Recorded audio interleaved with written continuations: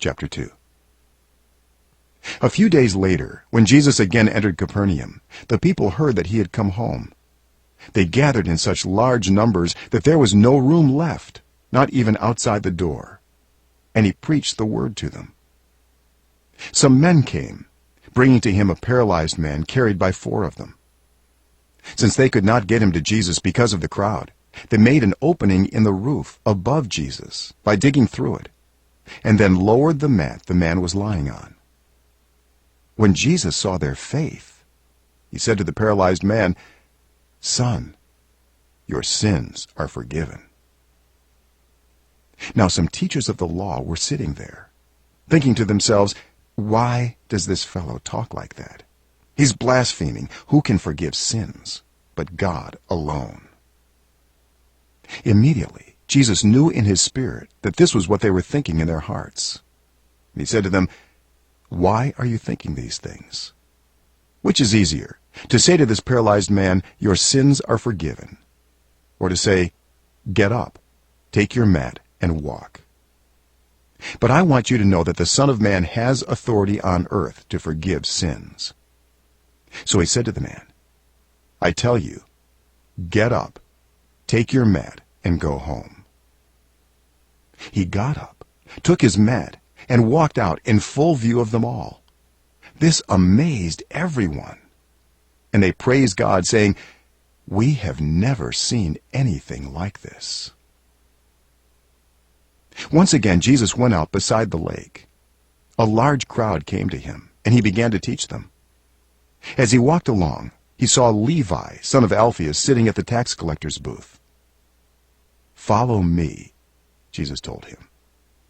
And Levi got up and followed him.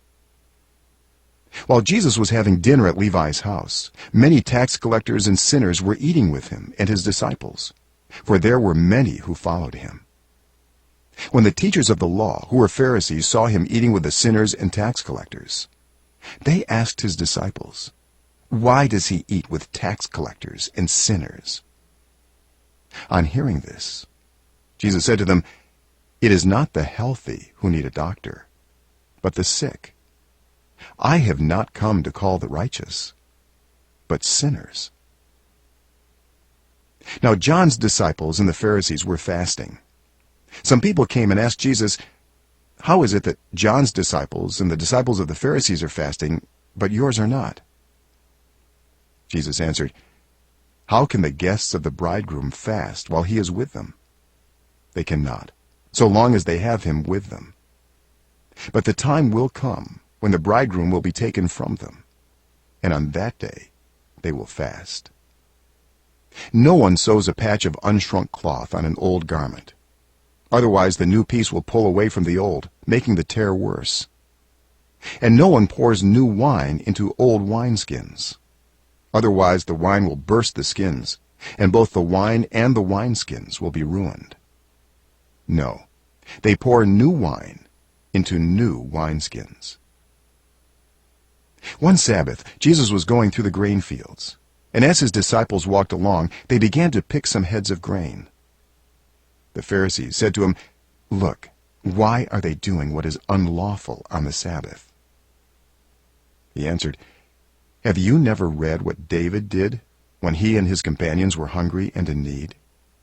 In the days of Abiathar the high priest, he entered the house of God and ate the consecrated bread, which is lawful only for priests to eat, and he also gave some to his companions. Then he said to them, 'The Sabbath was made for man, not man for the Sabbath. So the Son of Man is Lord even of the Sabbath.'"